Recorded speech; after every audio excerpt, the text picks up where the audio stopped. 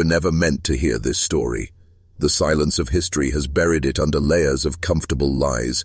But now you will hear the truth of blood-soaked soil, of children's screams echoing through a valley that has long since forgotten them. In the heart of North Carolina, where the trees whisper secrets and the rivers run deep with memory, there once stood a cabin, a simple hand-built structure on the edge of a dark forest, its roof scorched black, its walls collapsed into ash. 3 children emerged from that ruin, barely breathing, haunted beyond repair. What happened there was no accident, no ordinary tragedy. It was a calculated act of terror, born from centuries of betrayal and vengeance. The year was 1776. While revolution brewed on the coastlines and cities of the 13 colonies, another war raged in the shadows. A war without declarations, without honor, waged in silence and blood. The Hannon family, pioneers of European descent, had settled near the Appalachia River. Their patriarch, William Hannon, believed he had found peace. His land lay just within the legal boundary of the British Crown's proclamation line, which promised that no white man would encroach upon Cherokee land to the west. But laws, as you will learn, are paper shields when survival and power are at stake. William had survived Indian raids before. As a child in Virginia, he watched his family's cabin burn, their livestock butchered, their lives forever altered. He thought he could outrun that past, build something safer in North Carolina. For a decade it worked. His family grew, 9 children born, each spring bringing life to the land, each harvest bringing them closer to a fragile prosperity. But peace on the frontier is a lie, a thin veil masking the rage of those who have lost everything. To the Cherokee warriors watching from the forest beyond the river, William Hannon as not a father nor a farmer. He was a trespasser, a symbol of everything taken from them, and in the early spring of that fateful year, as the trees bloomed and the earth softened for planting, the Cherokee made their move, not out of impulse, but with ruthless intent. What followed was not merely a raid. It was extermination, a ritual of blood meant to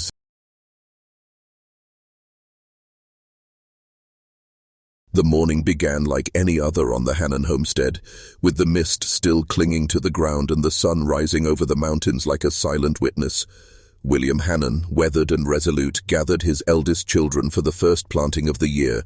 Their mother, recently buried on the hillside above the cabin, had succumbed to fever after the birth of their 9th child. Grief hung over the family like fog, yet survival left no room for mourning. Each child knew their role. The fields needed tending, and William believed that hard work would steady their hearts. As they moved towards the river's edge, old Tom the ox plodding along with a bag of corn seed across his back, the younger children stayed behind. Edwin, barely 10, and his sister Winnie, only 7, tended the fire and watched over the newborn Elizabeth and their toddler brother John. Childhood in this place was a fleeting thing, traded early for duty. By midday, the older children and William had reached the far side of the field, nearest the river, the place where boundary and danger blurred. Across the water, the forest loomed, dark, untouched, and ominous. For years, William had warned them, never cross the river, never enter that forest. It was Cherokee land, sacred and hostile. And though none of the children had seen an Indian with their own eyes, they had heard the stories. Raids, scalping, cries in the night. William himself bore scars from a childhood ambush. But time dulls fear, and the silence of the forest had grown familiar. Until that day. As the family planted row after row, William noticed the crows. Perched in the trees across the river, they cawed ceaselessly, their calls sharp and relentless. He squinted at them, unease coiling in his gut. His father once told him, "When crows call from the trees and do not fly, men are watching from the shadows." Indians, his eldest son Laos, get nervously brushing off the old warning, but William's hands tightened around the plow. Instinct screamed. Something was wrong. He glanced again at the tree line. Still, silent, watching. He had no idea the Cherokee had been planning for weeks, moving silently through the forest, observing the Hannon family's routines. They had chosen this moment with precision, when the family was divided, the father far from his gun, and the youngest children alone. It was more than war. It was theater, a spectacle of...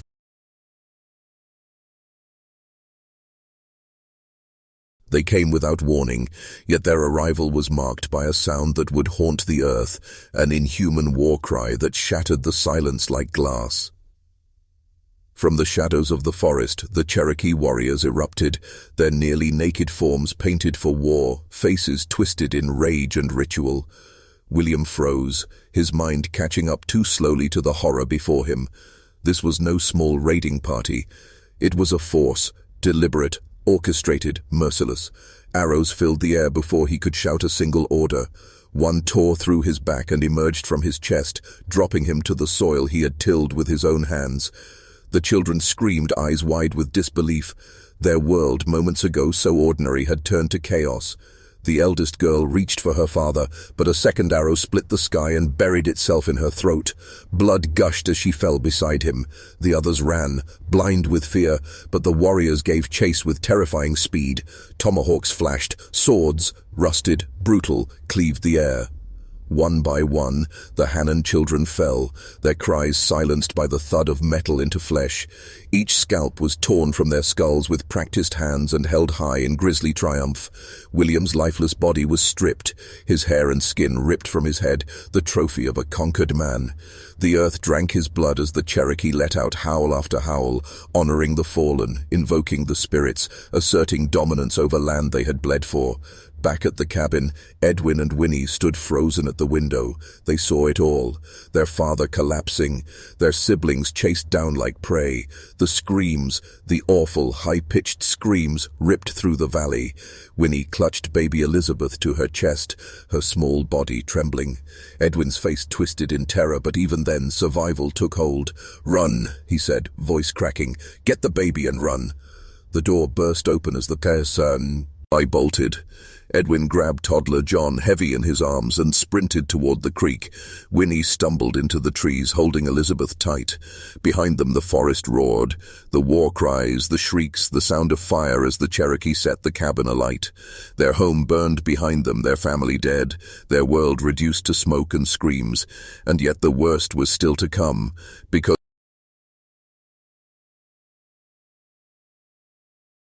Edwin's lungs burned as he ran, each step agony, each breath a jagged gasp of terror.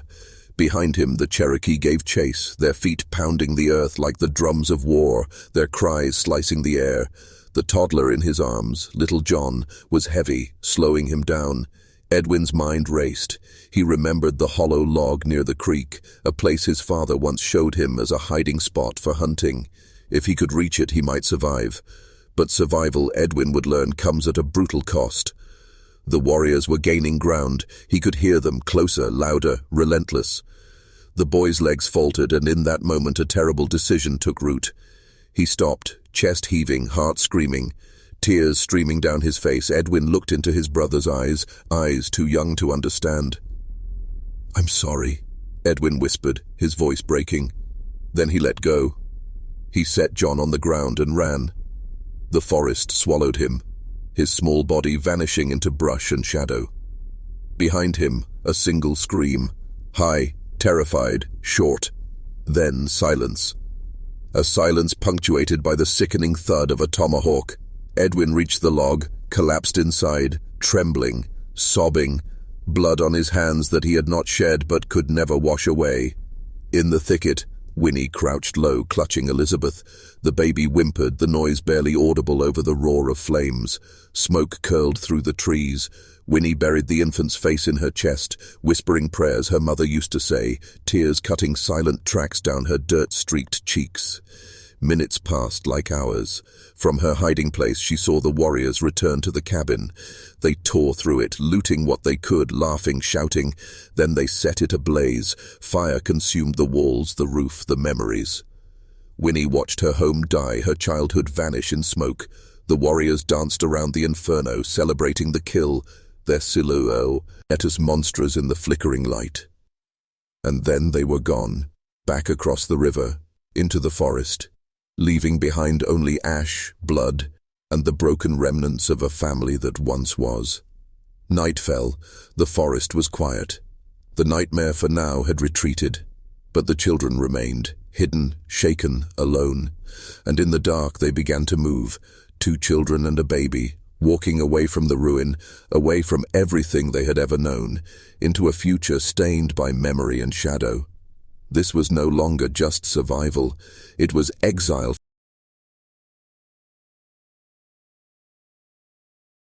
Dawn crept over the hills like a hesitant intruder, casting pale light on the smoldering wreckage of the Hannon homestead.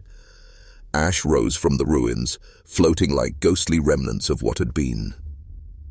Edwin emerged from the hollow log, eyes hollow, limbs stiff from fear and cold.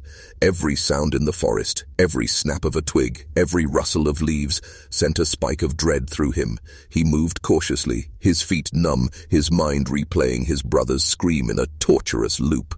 When he reached the burned-out cabin, the air was thick with the scent of charred wood and blood. The field was littered with remains. The bodies of his siblings lay where they had fallen, their lifeless forms mutilated, their scalps stolen. Flies buzzed in the silence.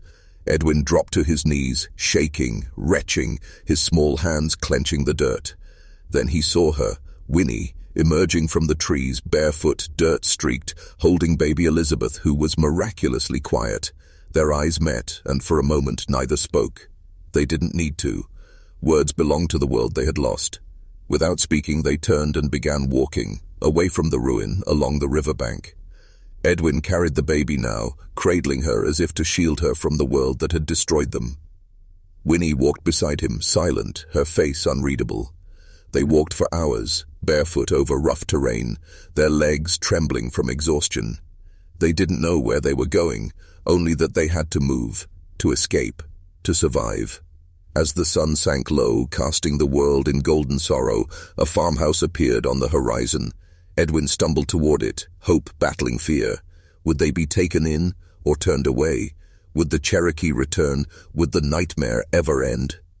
A man stepped onto the porch, Colonel John Earl, a veteran of frontier life, hardened and wary. He saw them, 3 broken children walking out of hell, and froze. In that moment, something shifted in him. He ran to them, gathered them in, brought them inside. The warmth of the hearth could not erase what had happened, but it was shelter, it was survival. And it was the beginning of a new life, one defined not by peace, but by the ghosts of that massacre, the scars of loss, and the unspoken question.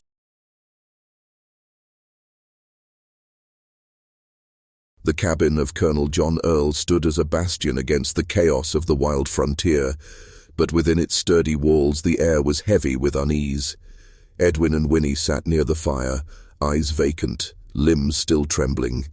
Baby Elizabeth slept in Edwin's lap, unaware that her world had ended before it had truly begun. Colonel Earl and his wife moved silently around them, unsure what to say, what could be said. These children had walked out of a nightmare, carrying with them the invisible weight of a massacre that few would believe and none could comprehend. That night, Edwin didn't sleep. He stared into the flickering flames, his mind spiraling. Every crackle of the fire sounded like a scream. Every creak of the floorboard echoed with footsteps he imagined, warriors returning, tomahawks raised, and in his dreams, his brother's eyes, wide, pleading, haunted him, accusing him, cursing him. Survival had come with a price, a heavy, inescapable debt. For days the children said little. They ate sparingly, flinched at sudden noises, and jumped at shadows. The colonel's wife tried to comfort them, but comfort was a foreign language now. Their world had been reduced to fear, and every kindness felt like a fragile illusion. Outside, whispers traveled fast. Neighbors came, staring at the children, murmuring tales of Indian attacks, of scalped bodies, of a family erased. Some offered sympathy, others fear. There were those who wondered aloud, why had these 3 survived? Why had the Indians spared them? Questions like poison seeped into the community, but the answers lay buried in blood and silence. Edwin remained silent. He had seen the warriors' eyes as they murdered his family, not rage, but purpose. The massacre wasn't random. It was a message, a declaration. The boundary line had been crossed, not by the Hannons, but by history itself. The land was cursed by broken treaties, by Sinister. tueries of stolen ground, and now it had taken payment in blood. One evening, Colonel Earl spoke plainly. "You've seen things most men never will," he said, voice low. "You'll carry that with you. It will shape you, harden you. But you must never forget who you are. They tried to break you. Don't let them finish the job." Edwin nodded slowly. He understood now. He had not simply survived. He had been chosen, marked. His life was no longer his own. It belonged to the dead, to the past, to the memory of screams and fire, and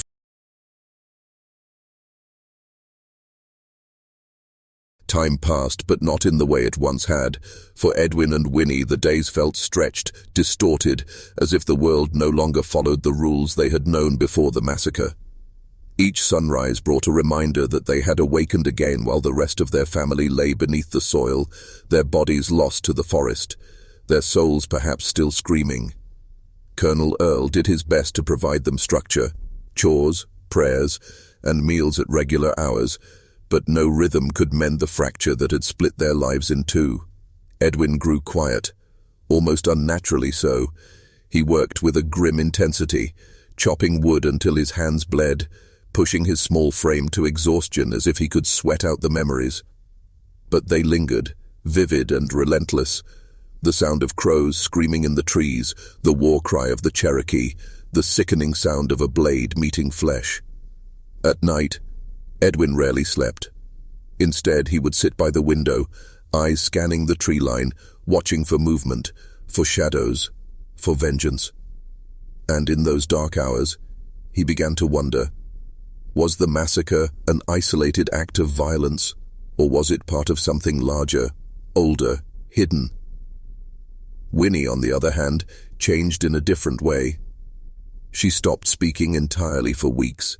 She would rock the baby back and forth, whispering lullabies no one else could hear, her eyes fixed somewhere far away. Her silence unsettled everyone. Some neighbors whispered that she had gone mad, that the trauma had cracked her mind. But Colonel Earl saw something else. He saw steel, hardened resolve, the birth of a survivor. One evening, Edwin overheard a conversation.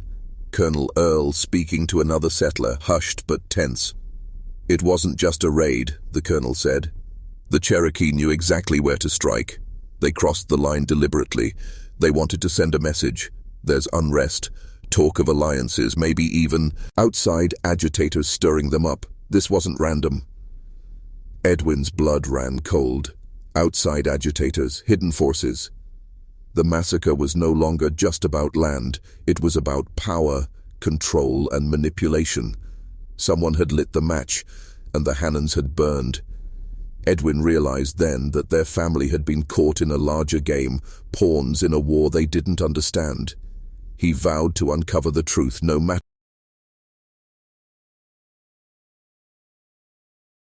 The deeper Edwin searched, the more unsettling the truths became. Colonel Earl, once a quiet settler, now seemed to hold knowledge far beyond what a simple frontiersman should. Late one night, Edwin watched as the colonel pulled out a weathered map, faded, brittle, marked with strange symbols. Edwin crept closer, unseen in the shadows. What he saw chilled him. The map didn't just show rivers or mountains. It marked something else, tribal territories, coded routes, and ominous red X's drawn over specific settler homesteads.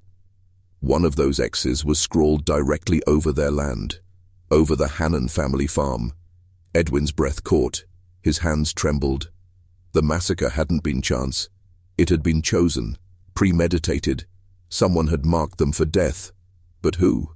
And why? The next morning, Edwin confronted the colonel. His voice was cold, measured. "Why was our farm marked?" Colonel Earl didn't answer right away. He sat, staring into the hearth, the flames casting dancing shadows across his face. Finally he spoke. "There are things about this land, Edwin, things men like your father never understood. Treaties, agreements, lines drawn not just in politics but in blood. The Hannon homestead sat on contested ground, sacred ground to the Cherokee. It was never meant to be settled. Your father crossed that line, knowingly or not, and someone paid to enforce the old claims. Edwin's heart pounded. Paid? Earl looked at him, eyes hollow.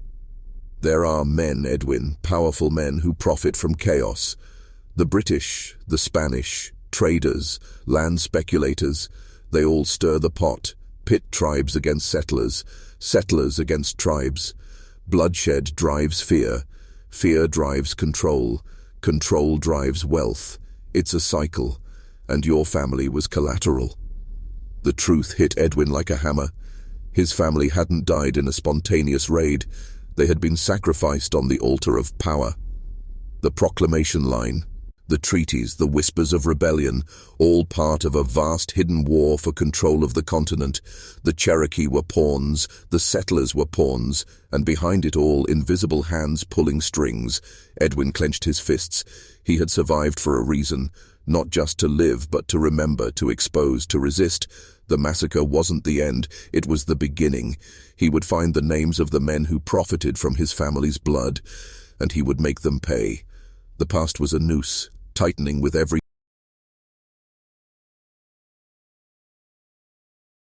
The days that followed were haunted by a different kind of silence, a silence not born of fear, but of calculated determination.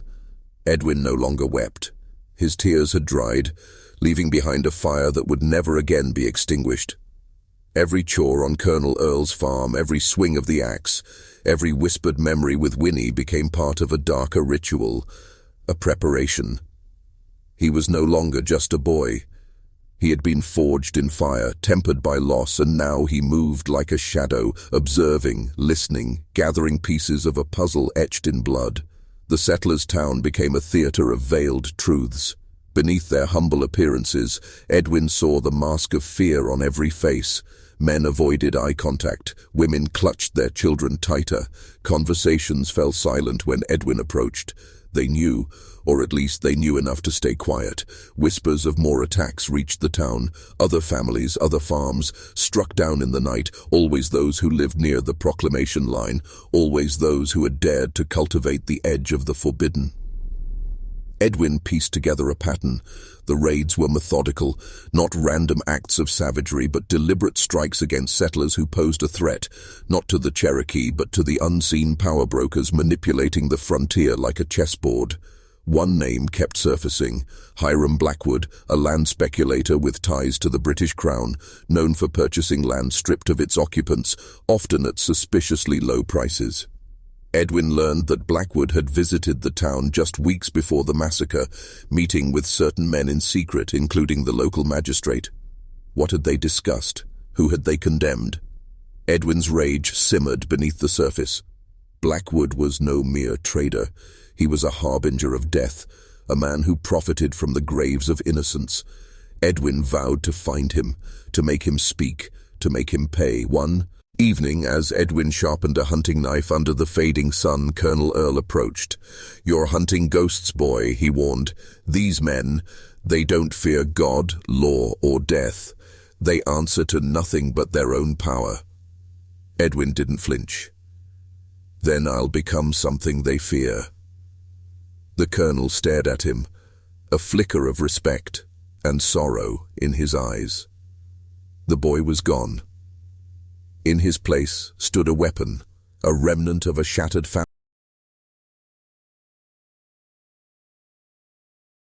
The road to Blackwood was not straight. It twisted through shadows and secrets, each step pulling Edwin deeper into a world where nothing was as it seemed, and truth was a blade hidden beneath layers of deception. He left Colonel Earl's homestead before dawn, a satchel of supplies on his back and a flintlock rifle in his hand, not just for hunting, but for justice, for vengeance. He walked alone, cutting through thick forests and treacherous terrain, following rumors like faint smoke on the wind. In every settlement he asked the same question: "Where is Hiram Blackwood?"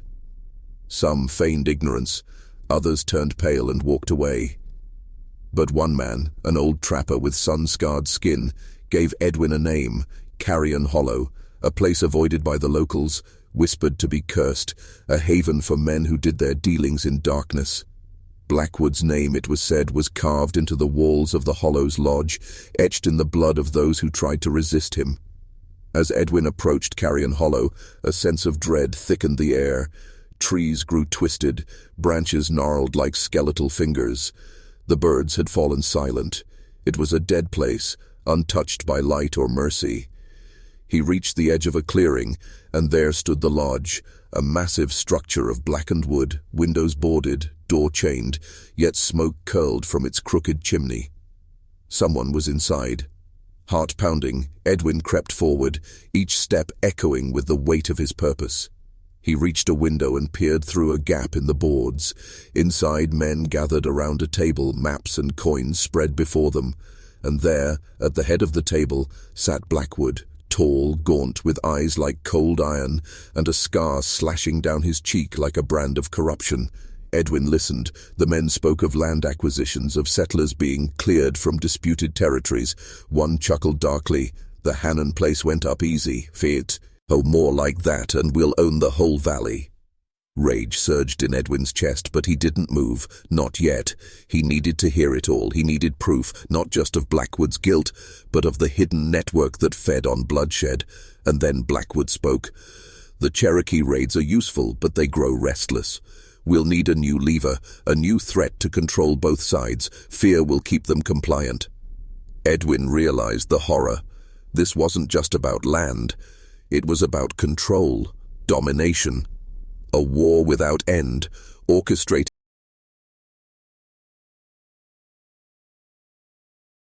Edwin stepped back from the window, his breath shallow, his mind racing. What he had heard wasn't just proof of Blackwood's guilt. It was evidence of a system, a web of power designed to crush both settlers and natives beneath its weight.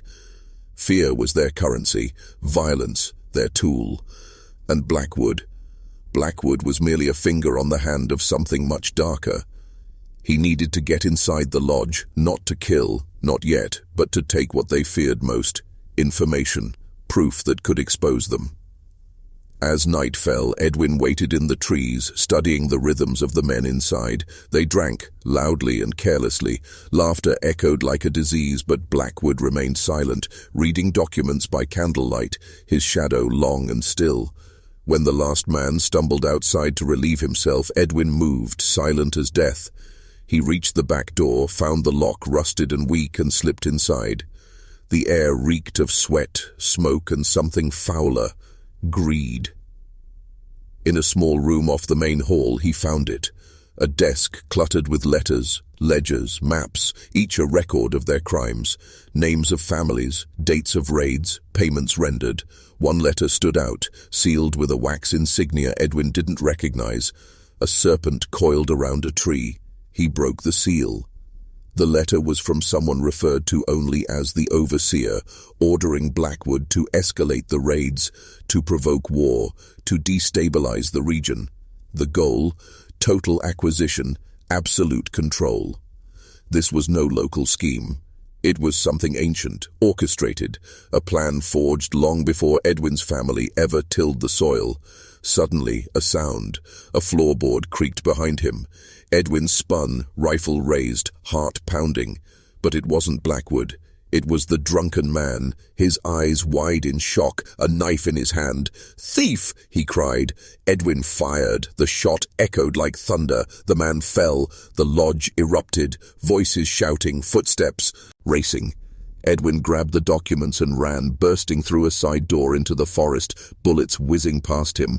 Branches tore at his skin, roots clawed at his feet, but he didn't stop. He couldn't. He had the truth now, and they would kill to keep it buried. Behind him the lodge blazed with lanterns, men shouting, dogs barking, but Edwin vanished into the darkness, the proof clutched to his chest, a fire now burning inside him that would never be extinguished. This was no longer just about the Hannon family. It was about the world, about the unseen force gripping it.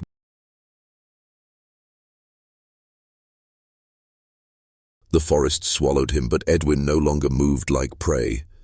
He was a man reborn in fire and blood, no longer fleeing. He was transforming. Each step through the darkness felt like a march into something ancient, something primal. He had taken their secrets, bled one of their own, and now he could feel them hunting him, not just the men from the lodge, but something deeper, older, the weight of unseen eyes pressing down from the treetops and shadows. This wasn't just about land, not anymore. The overseer, the seal of the serpent coiled around a tree. It all pointed to something ritualistic, a power older than the colonies, hidden beneath the surface of so-called civilization. Edwin didn't stop moving until dawn broke over the hills. He emerged from the trees into the homestead of an old friend of Colonel Earl, a recluse named Abram Klein, an ex-soldier, half mad from the war but wise in the ways of the frontier and no stranger to darkness. Edwin collapsed in his cabin, breathless, clutching the papers like sacred texts. Klein listened in silence as Edwin poured out the story, his eyes narrowing at the mention of Blackwood, then hardening at the letter from the overseer. "You don't know what you've stumbled into," Klein said grimly. "The serpent and the tree, that's not just a symbol. It's a mark of the Dominion, a secret order older than this nation.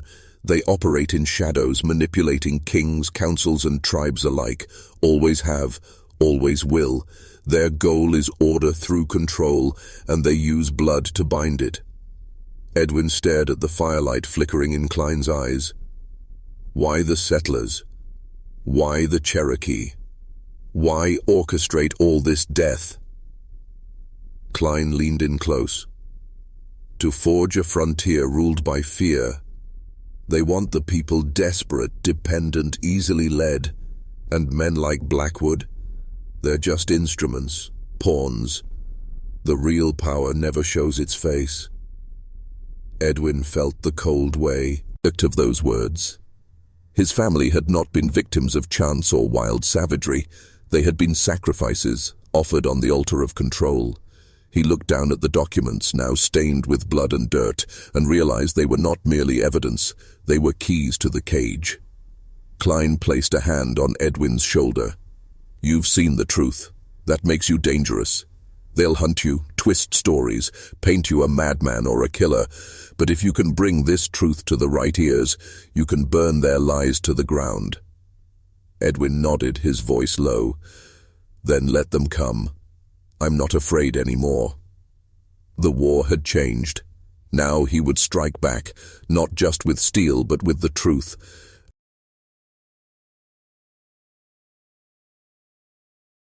They came with the dawn, just as Klein had warned. Riders cloaked in black, faces hidden, their movements precise and silent. These were not mere bounty hunters. These were agents of the Dominion, sent to erase what Edwin had seen, to snuff out the flicker of truth before it became a blaze. Klein's cabin was isolated, surrounded by dense woods, but Edwin could feel the noose tightening. He and Klein had mere minutes. "Go underground," Klein whispered, pulling aside a heavy trapdoor beneath a worn rug. "The root cellar runs to the ravine. I'll hold them." Edwin hesitated. He didn't want to run. Not again. But Klein's eyes burned with something fierce, something final. "You have the truth. That's all that matters. Live."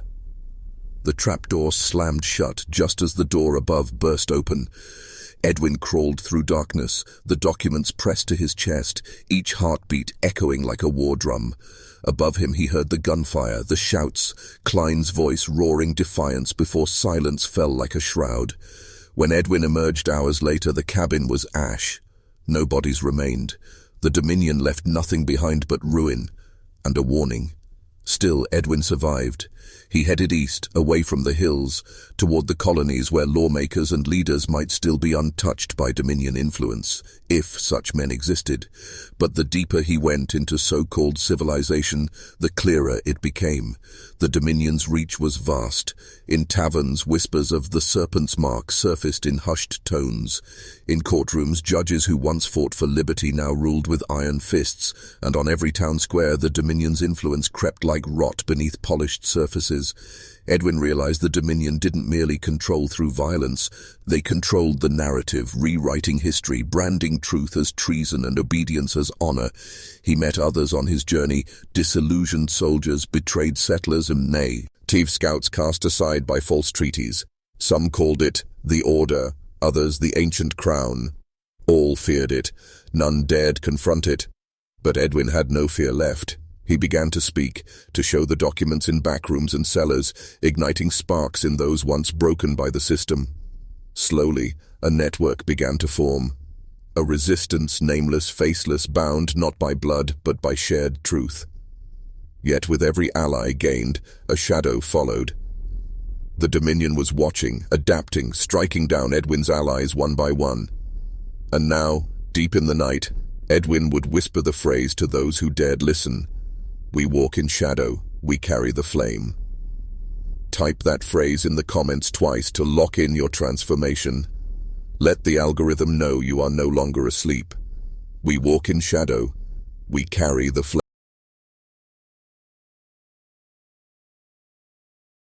The war for truth wasn't waged in open fields or city squares. It was fought in whispers, behind locked doors, and in the glint of eyes that had seen too much. Edwin no longer slept. Each night he pored over the Dominion's documents, mapping their web of control, piecing together the faces behind the mask. One name rose above the rest, Lord Alaric Monroe, a man who appeared in no public records but was referenced time and again in orders, payments, and coded letters. Always signed the same way, the Overseer.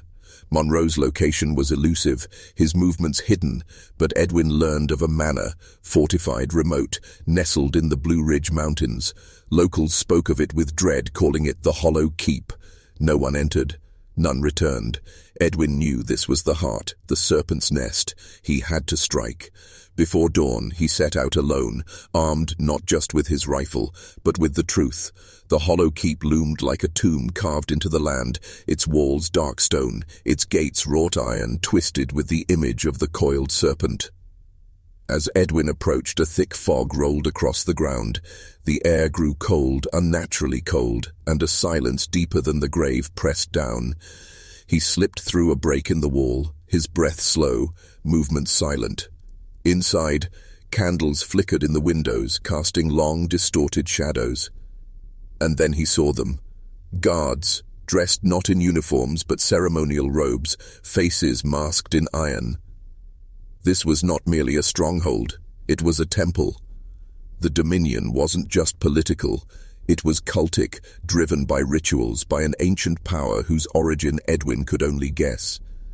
He crept through corridors lined with old tomes and relics, symbols etched into stone, serpent, tree, crown, and flame.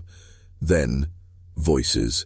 A room filled with cloaked figures, and at the head, Monroe, his voice smooth, commanding. The masses must never know. Chaos is our cradle. Through fear, we bind them.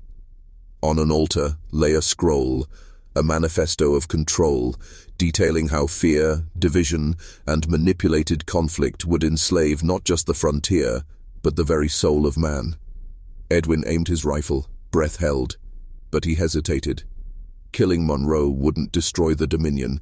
It would create a martyr, fuel their lies. The real weapon was truth. He needed to expose them all. As he stepped back into the darkness, a voice pierced his mind. Monroe staring directly at him, though Edwin hadn't made a sound. "We see you, child of Hannon."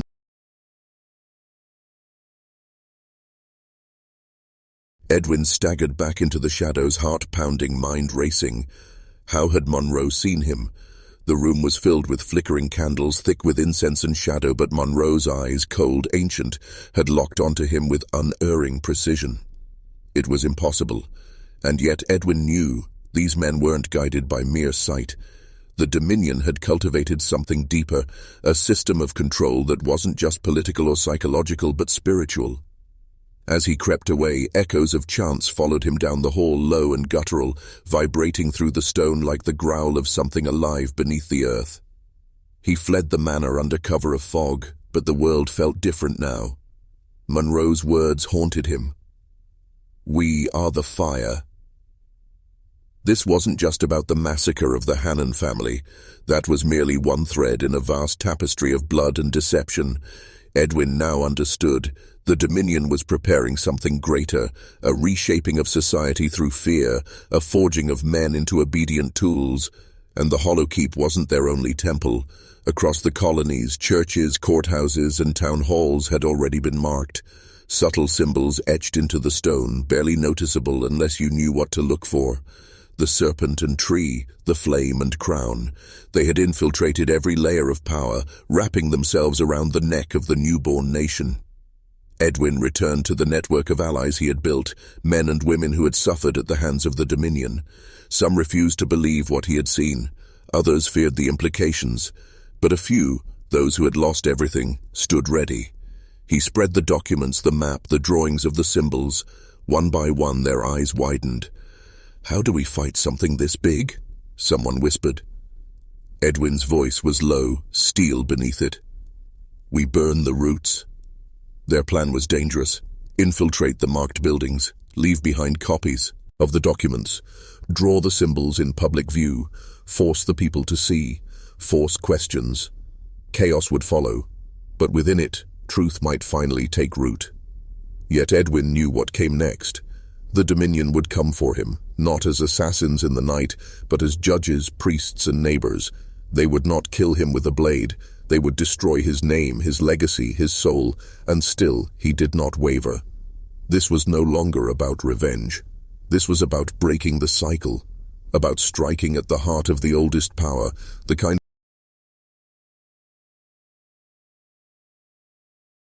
His silence was the Dominion's greatest weapon. Edwin realized it on the eve of his first strike. Not silence in the absence of sound, but silence in the hearts of men too broken to question, too afraid to resist. He remembered his father's voice, sharp and clear the day before the massacre, warning his children never to cross the river.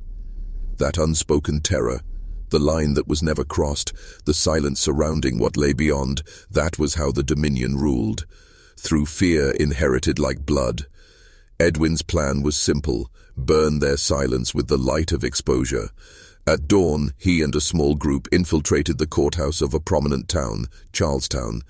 They moved like shadows, slipping past guards, entering the archive room. There, beneath the courthouse seal, they found it, the same serpent symbol carved into the foundation stone. Edwin pressed a copy of the Dominion Manifesto against it, tacked in place with a knife made from his father's old hunting blade. Then they spread through the town, nailing pages to church doors, town hall walls, and market stalls, each page marked in blood-red ink, "We walk in shadow, we carry the flame." Word spread like wildfire.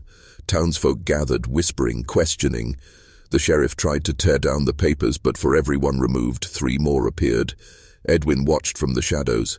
He knew the Dominion would strike quickly, reclaim the narrative, spin the truth into madness. And he was right. By nightfall, the town crier read an official decree. "Beware heretics spreading lies of the serpent. They seek chaos. They serve darkness."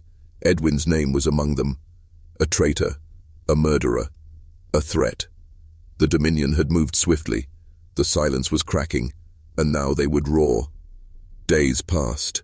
Town after town reported sightings of the serpent's mark, the forbidden documents, whispers of the flame. The Dominion responded with raids, hangings, and purges. But Edwin kept moving. One night, as he hid in an abandoned barn, an old man approached, weathered, quiet. "You are the Hannon boy," he said. "I remember the massacre. I remember the fire." The old man pulled aside his coat, revealing a pendant, a serpent coiled around a flame. "Not all of us serve them. Some of us wait for a man like you." Edwin stared. The war was larger than he had imagined. This wasn't a rebellion. This was an awakening. And now he had to go deeper, to the heart of the Dominion's origin.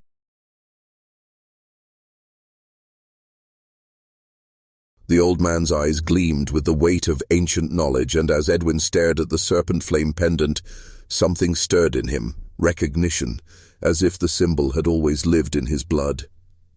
"Before the Dominion," the man whispered, "there was the Covenant." He motioned for Edwin to follow, deeper into the dark woods where even moonlight dared not tread. There, in a hollow beneath twisted oaks, stood a stone altar, weathered, stained, older than any settlement Edwin had known. Carved into it the serpent and flame, but beneath, a third mark, the eye. The old man ran his fingers along it. The covenant bound men to knowledge forbidden by God, to power seized, not earned. They whispered to kings, priests, warlords, and the dominion is their child. Edwin's breath caught. This wasn't just political control. This was the manipulation of time itself, of history, belief, and bloodlines. The Hannon family, he now saw, was not merely collateral damage. His lineage had once stood against the covenant, protectors of a flame meant to free men from the shackles of fear. The massacre had been a warning, a purge of blood memory. The old man handed Edwin a small tome, bound in cracked leather, the pages filled with cryptic writings, maps and lineages. "This is the Black Ledger," he said, "the last record of the Covenant's betrayals, hidden for generations, and now it is yours." Edwin's hands trembled as he opened it. Names, dates, rituals, proof of the Dominion's lies, of generations shaped by invisible hands. The ledger spoke of a central site, a temple buried beneath what was now a bustling colonial city, a place where the Dominion renewed its oaths in secret every 13 years. The next ritual was days away. Edwin had to act, but the ledger also warned of the mirror, an artifact said to reveal a man's true face, one used by the Dominion to break enemies not with blades, but by unraveling their minds.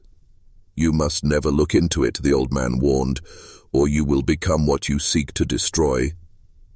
Edwin felt the weight of destiny settle on him like a mantle of fire. He was no longer just a man seeking revenge. He was the last flame-bearer, heir to a war that had raged beneath the surface of history. As the wind howled through the forest, he knew he would burn the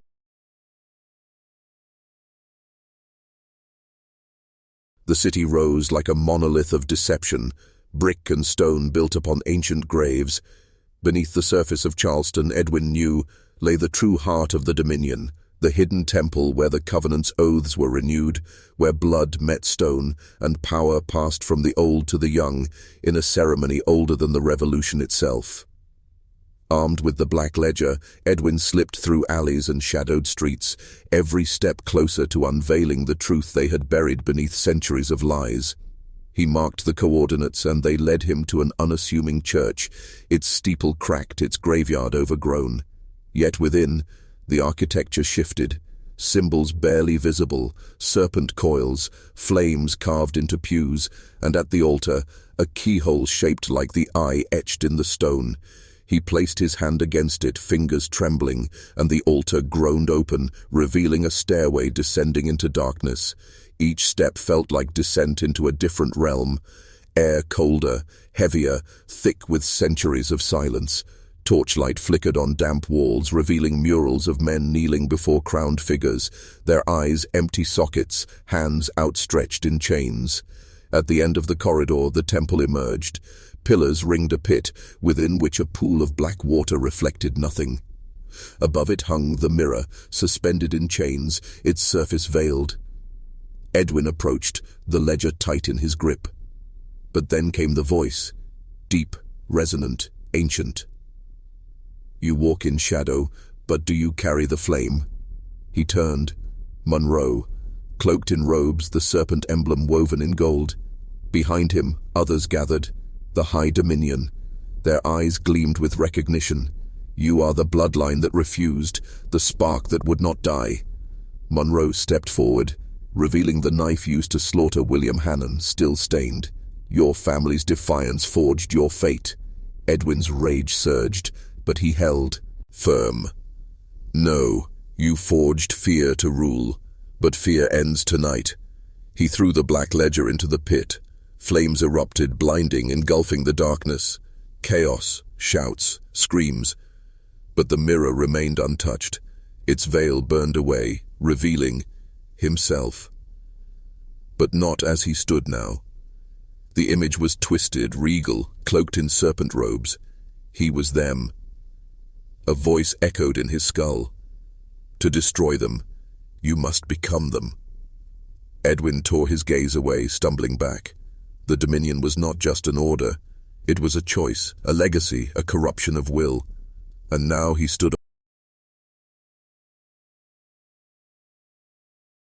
Smoke clawed through the temple chamber, choking the light, distorting every shadow. Edwin's heartbeat thundered like war drums in his ears. Around him, the High Dominion writhed in panic, their centuries of control crumbling in moments. Yet amidst the chaos, the mirror hung still, silent, reflecting not just his image, but his soul. He saw it all now. The serpent wasn't just a symbol, it was a force, a presence that whispered to the weak, promising power, immortality, dominion over truth itself.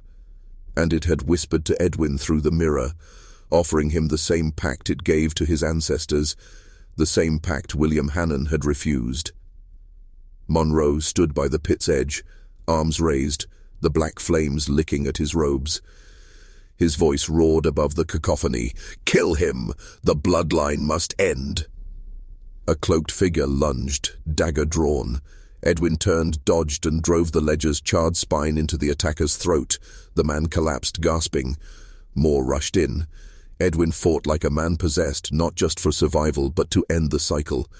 He kicked one into the burning pit, grabbed a fallen sword, and slashed through the chain suspending the mirror.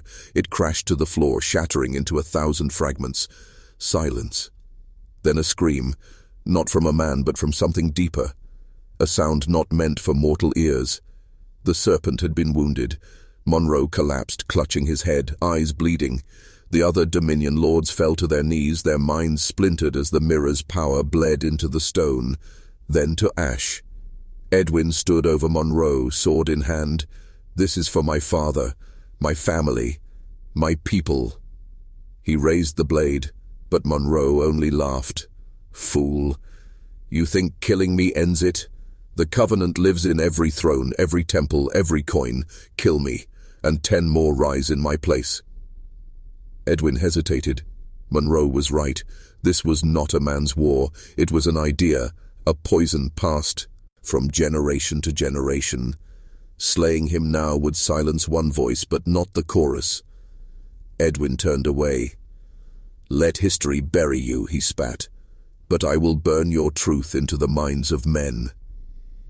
He ignited the last of the ledger, the flames racing along the temple walls, consuming centuries of secrets. Then he fled, as stone groaned and ceilings cracked. Behind him, the Dominion's temple collapsed into fire and ruin. Above ground, dawn broke, a sky untouched by lies. But Edwin knew, the serpent never died.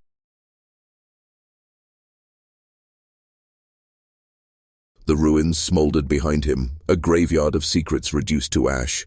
Edwin walked alone through the silent streets of Charleston, each step echoing a question he could no longer ignore. Had he severed the serpent's head, or merely struck its tail? The city was waking, oblivious to the war fought beneath their feet.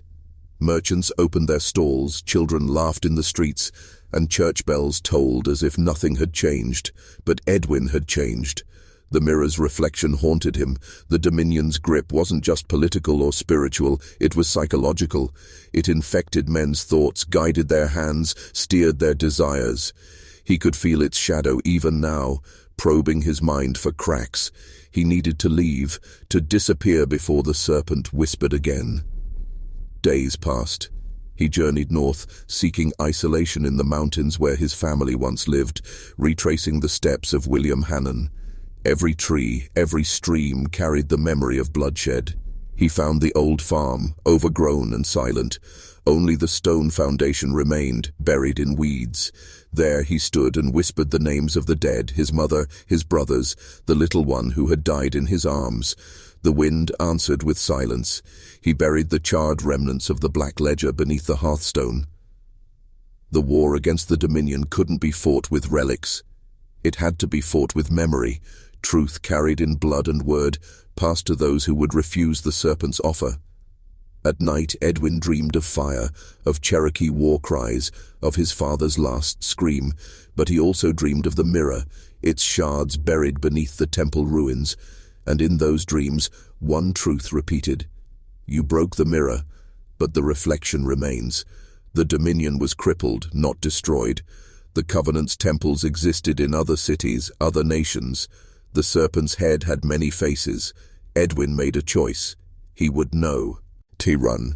He would become the ghost they feared, the man who walked unseen, who whispered forbidden truths into the ears of powerful men, who exposed their lies one by one. A shadow hunter of the Covenant.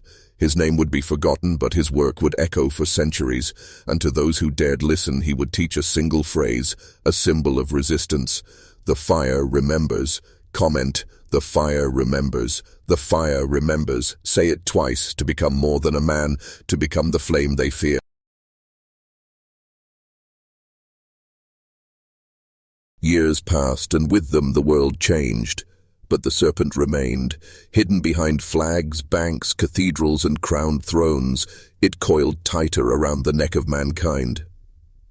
Edwin, now a ghost in the records of history, became something else, an unseen force moving through the corridors of power. He traveled from Charleston to Philadelphia, from Boston to the old cities of Europe, following the trail of the Covenant. What he uncovered was far darker than any temple buried in the earth. The Dominion had not been shattered, it had metastasized. Kings whispered to popes, merchants bowed to unseen lords, and in every nation, a hand unseen turned the gears of power. The Covenant had evolved, shedding names like snakeskin, from Templar to Jesuit, from Mason to Merchant Guild, each mask worn to deceive, to rule in silence.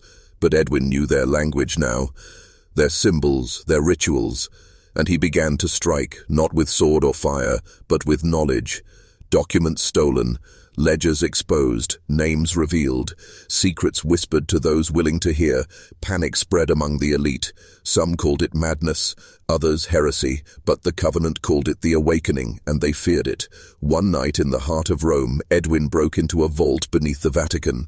There, he found a book older than any Bible, a codex bound in human skin, inked in blood. It bore no title, just a symbol, a serpent eating its own tail. Inside, the truth of the first covenant, forged before empires, before language. A pact made not with gods, but with something older, something beneath. They called it the Deep Order. It fed not on gold, but obedience. It craved not blood, but the soul's submission. The Dominion was merely its hand in the world of men. Edwin burned the codex, but its words were already inside him. The serpent wasn't just an enemy, it was an idea. A virus of thought passed through stories, oaths, and power. To kill it, one must sever belief itself. And now, Edwin stood on the edge once more. To fight the serpent, he would have to become the flame, not just to burn, but to consume the lies, to illuminate the darkest places of power. Alone, he could start a fire. But with others, he could raise the empire. The question remained, would any man follow him into that fire? Would you? Or would you?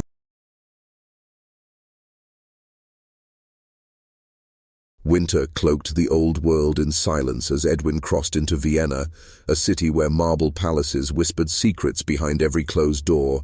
Here power did not shout, it murmured, and the Covenant's presence was thick in the air, cloaked in opulence, masquerading as culture, influence, and enlightenment. Beneath candlelit salons and operas, the Dominion thrived, their rituals dressed as tradition, their manipulation veiled as progress. But Edwin had not come for spectacle. He had come for the architect. Johann von Krupp, a nobleman revered as a patron of the arts, was in truth the Dominion's master in Europe, a keeper of the Covenant's oldest rites. It was Krupp who had rebuilt the shattered Dominion after Charleston, and it was Krupp who now sought to usher in a new era, one of invisible chains and willing submission. His weapon, the Concordat, a charter to bind church, crown, and commerce into a single mind, a mental prison disguised as order. Edwin infiltrated Krupp's masquerade ball, an event whispered to be more than just celebration. Beneath the golden chandeliers, cloaked in masks of ancient gods, the elite danced, drank, and swore oaths in languages long dead. Edwin moved silently among them, invisible in plain sight.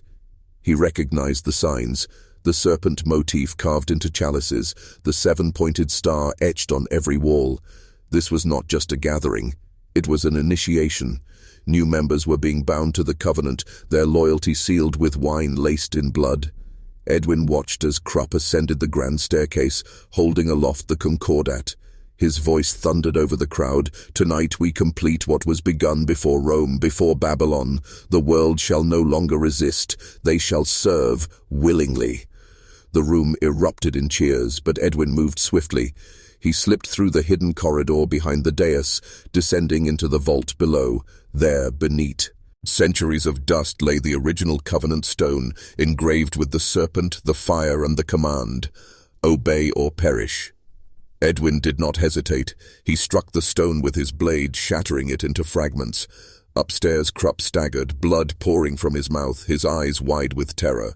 The covenant's power, bound to relic and ritual, had been severed. Chaos erupted. Masks fell. Some wept. Others screamed. The serpent's song had been broken. Edwin disappeared into the night. But the war was far from over. Krupp would recover. The covenant would regroup. But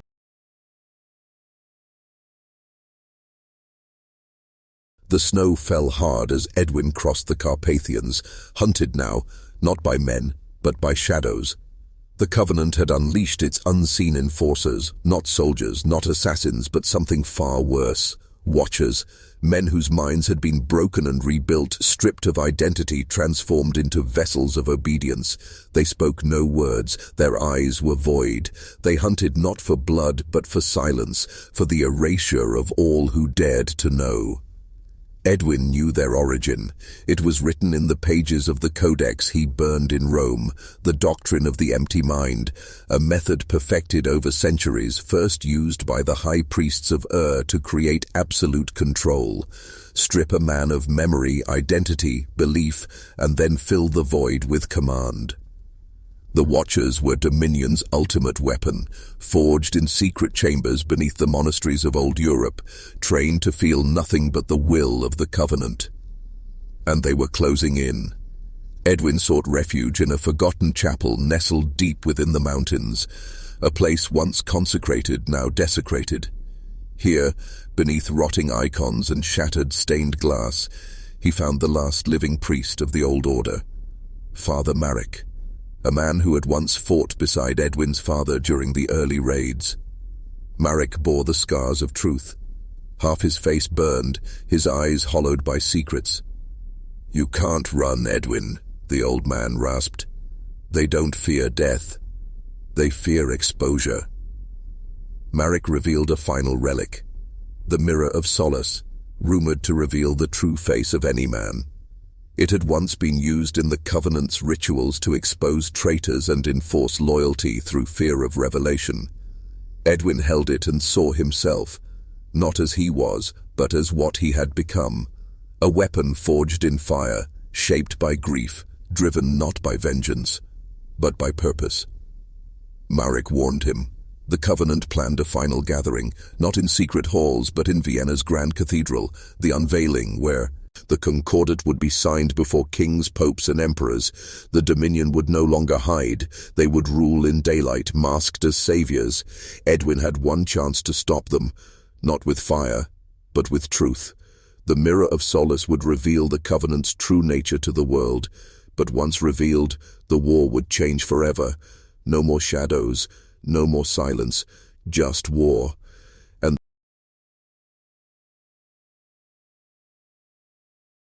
dawn broke over Vienna, cold and colorless, as if the city itself held its breath. The Grand Cathedral stood at the heart of it all, a monstrous structure of stone and stained glass, its spires clawing at the sky like the fingers of some ancient god. Inside, preparations for the unveiling had begun. Royal carriages lined the cobblestone streets, guarded by men in polished armor, but Edwin knew beneath that armor the Dominion moved. The Watchers were already here, and within the cathedral walls, the Covenant's inner circle prepared to reveal themselves, not as conspirators but as architects of order. Their plan was brutal in its simplicity, a public signing of the Concordat, a document binding the world's three dominant powers, Church, crown, and coin into a single governing entity. No longer would they hide behind thrones or pulpits, they would rule openly, their authority masked as unity. Edwin, cloaked in the garments of a servant, slipped inside. The mirror of solace, wrapped in cloth, weighed heavy on his back. Every step brought memories. His father's last breath, his siblings' screams, the scent of blood and fire. But this was no longer just about the Hannon family. This was about every man whose life had been stolen by the serpent's coils. As choirs sang and incense filled the air, the Covenant's leaders took their places upon the altar. Krupp stood at the center, his voice echoing through the cathedral. We gather to cast off chaos, to unite under one truth, one order, one will. Applause rose. Priests nodded. Monarchs smiled. Edwin moved closer. The mirror's surface pulsed faintly beneath the cloth as if it sensed what lay ahead. Marek's words echoed in his mind. Truth is not a weapon. It is a fire. Once lit, it consumes all. As Krupp raised the concordat, Edwin struck. He pulled the mirror free and cast it upon the altar, its surface catching the light like lightning in glass. Gasps filled the cathedral. Then, silence. One by one, the Covenant's faces changed. Not physically, but in perception. The mirror showed them as they truly were, leeches upon nations, puppeteers of suffering, liars cloaked in ritual. The audience recoiled, a bishop collapsed, a king screamed, and Krupp burned, not with flame but with revelation. The serpent had been unmasked. The dominion was undone, not by blood, but by sight. Edwin vanished in the chaos. The fire had begun.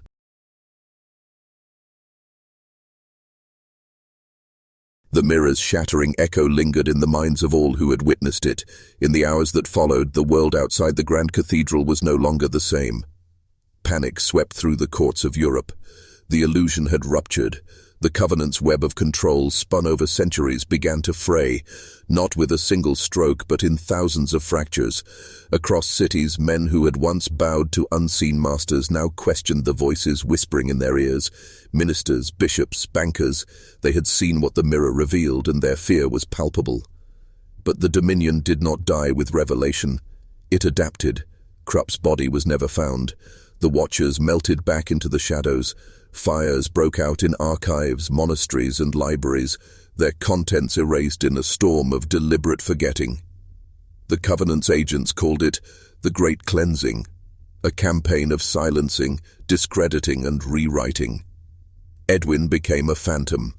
His face, etched in wanted posters, was smeared with lies. They called him a madman, an assassin, a heretic driven by vengeance. But the people whispered differently.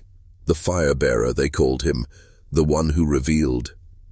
In secret gatherings, men spoke his name with reverence and dread, not because he offered salvation, but because he forced them to see, and once a man sees, he can never return to blindness. Edwin moved through war-torn villages and cities caught in upheaval.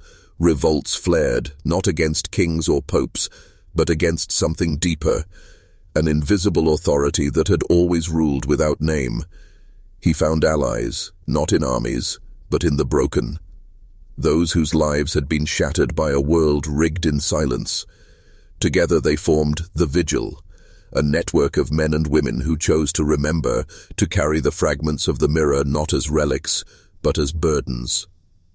Each fragment revealed different truths, secrets of commerce, of empire, of control mechanisms so subtle they seemed like free will.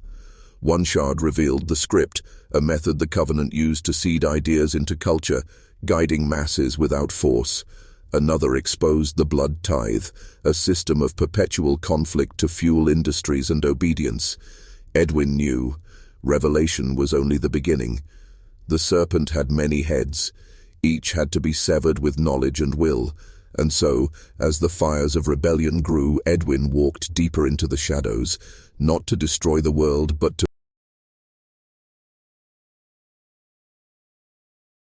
Beneath the catacombs of Prague, in a chamber carved by hands long forgotten, Edwin stood before the Council of Nine, the last surviving elders of the vigil. Their faces were worn by truth, their eyes hollowed by sacrifice. Here, amid dust and bone, they laid before him the final map, the Dominion's route, a place so old it predated empires. It was called the Wound, a name spoken only in whispers, buried in ancient texts and forbidden lore. Located deep within the Caucasus Mountains, the Wound was said to be the birthplace of the Covenant, a citadel built upon the ruins of a fallen god. It was here that the first oath had been sworn, binding kings, priests, and merchants into the pact that had ruled man for millennia.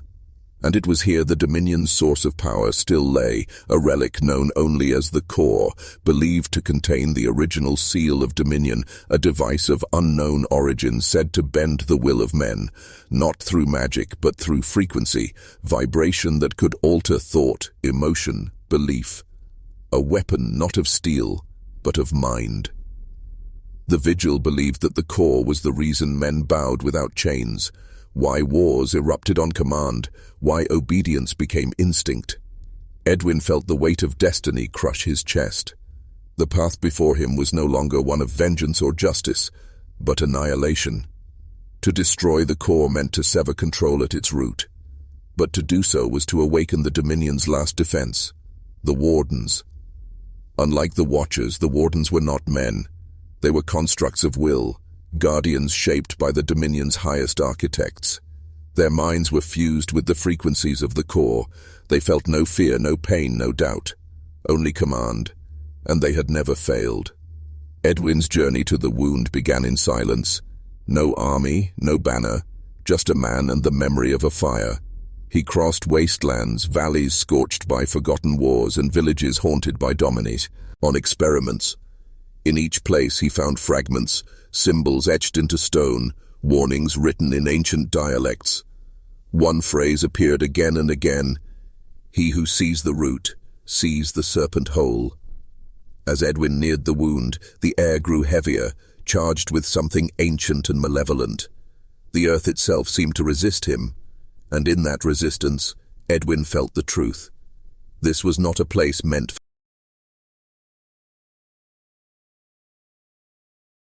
The entrance to the Wound was not marked by gates or walls, but by silence, a profound stillness that devoured sound and light.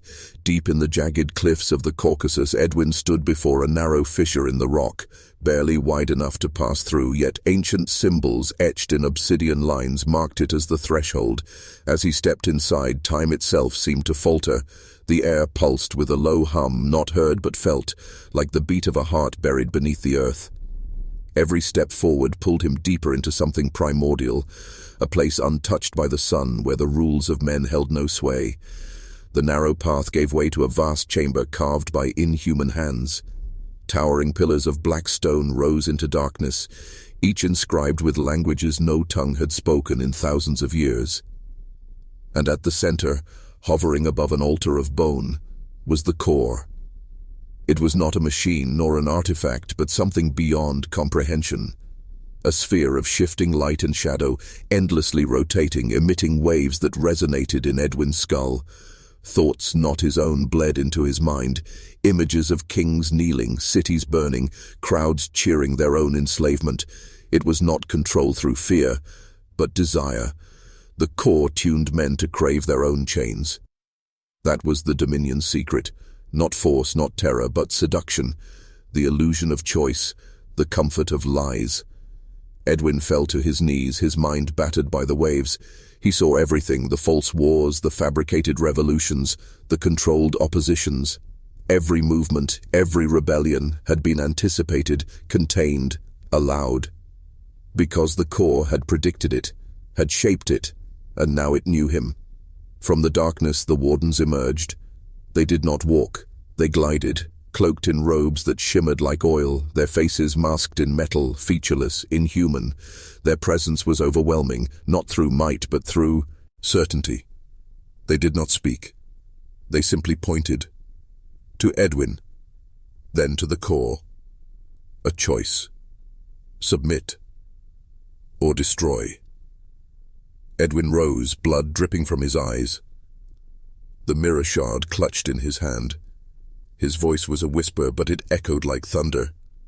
"I choose the fire." And with that he drove the shard into the core.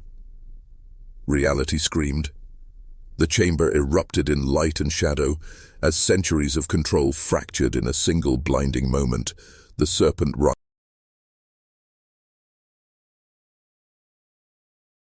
The detonation of the core was not felt as an explosion, but as a rupture in reality itself.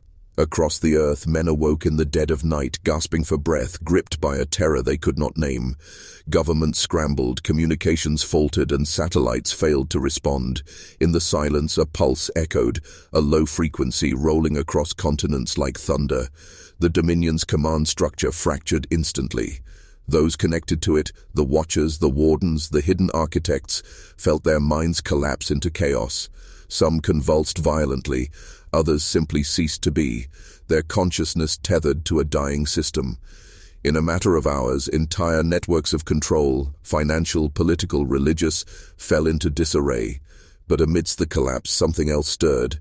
Without the core's influence, men began to see with unfiltered eyes.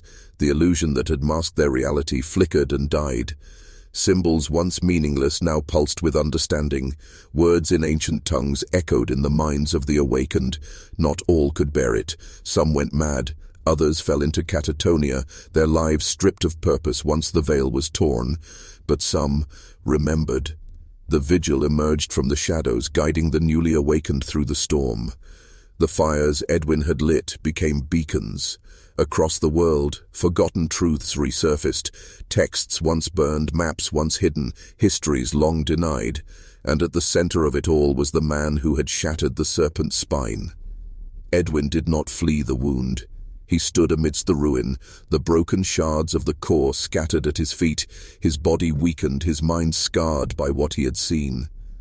The Wardens lay in silence around him, fallen, not by blade or fire, but by revelation.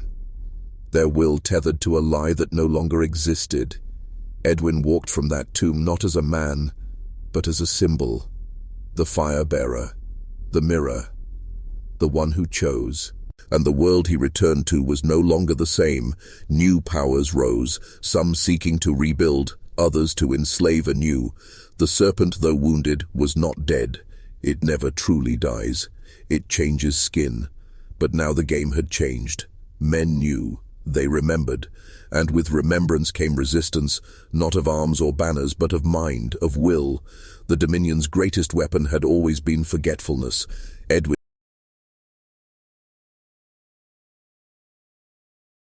Edwin's return was not celebrated with parades or songs. It was met with silence, a silence heavy with the weight of knowledge. He emerged from the mountains, gaunt, eyes sunken, but with a fire behind them that seemed older than time. Word of his act spread not through media, those systems were collapsing, but through whispers, encoded signals, and the old ways of the vigil, symbols painted on walls, marked on stones, etched into doorframes. The fire-bearer lives. And yet the Dominion, though wounded, had not vanished. In its place rose something more insidious, a council cloaked in benevolence. They did not call themselves rulers, but stewards of stability. They offered peace, comfort, order.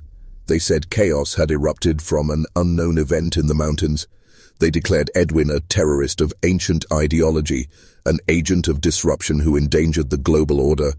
Most of the world, still reeling from the collapse, desperate for meaning, clung to these new stewards, but some, those who had felt the veil lift, who had seen the world as it truly was, knew better. Edwin did not seek power. He sought memory. He wandered the earth not as a leader but as a spark, awakening others, igniting the hidden flame in men's souls. Wherever he walked, Dominion relics crumbled. Symbols of control lost their hold. Men recalled who they had once been, creatures of will, not submission.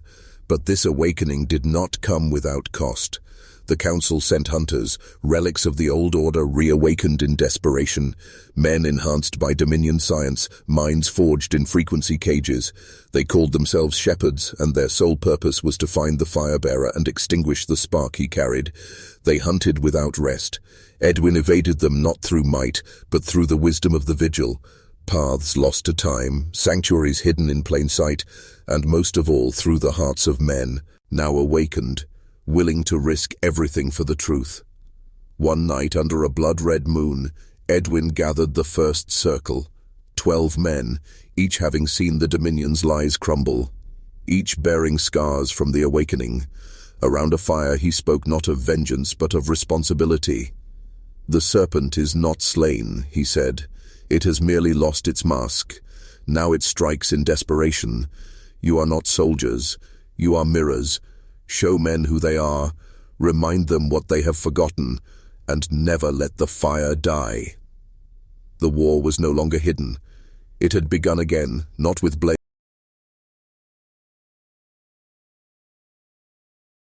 Years passed. The world changed. The council, relentless in their grip, rewrote history once more, declaring a new era of unity and peace, one forged through surveillance, conformity, and engineered contentment. Cities gleamed with artificial light, voices sang praises of stability, and the past was reduced to fragments, anomalies, and forbidden texts. But beneath the surface, the fire endured. The circle became many circles. Men who had once lived in darkness now remembered their chains, and who had placed them there. They whispered Edwin's name not as a man but as a force, a myth etched into the bones of the earth. The shepherds still hunted him. The council declared him dead, his image projected lifeless and pale as proof of their dominance. But this was yet another lie. In truth, Edwin had vanished, not in death but into legend, moving unseen through the currents of resistance. In a forgotten ruin, beneath the foundation of an ancient fortress, the last vigil keepers kept watch. There, etched into stone, was a final message left by Edwin's hand, words not of despair but of prophecy. "The serpent sleeps with one eye open, but in every shadow I will remain. When the fire burns low, remember the screams of the silenced, the lies of the rulers, and the truth that cost us everything. You were not born to kneel, you were born to remember." And so they did. Across the world, men marked themselves with the symbol of the mirror and the flame. They lived as watchers, infiltrators, and preservers of truth. Each action they took weakened the Dominion's hold. Each word spoken in truth broke another link in the chain.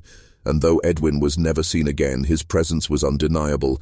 Whenever a man questioned the narrative, whenever a lie crumbled, whenever fear was met with fire, the council's vision of control became fragile, brittle, desperate. Their greatest fear had been realized. Not that a man would rise against them, but that millions would awaken with eyes wide open, minds sharpened, and memories restored. This was the legacy of the Hannon Massacre, of blood in the earth and truth in the ashes. What began as tragedy became a spark that ignited centuries of resistance. And now you, listener, stand at the edge of the same darkness. Ask yourself, what will you choose? Comfort in illusion or agony in truth? Comment, "I remember the fire, I carry the mirror." Twice below, and let the serpent know, we have awakened. The war for memory continues, and in the shadows, the fire-bearer waits. If this story gripped you, if you felt the weight of forgotten truth and the fire of forbidden history, then share this video with those who are ready to wake up. Subscribe to this channel for more dark, hidden tales the world was never meant to hear, and like this video to let the serpent know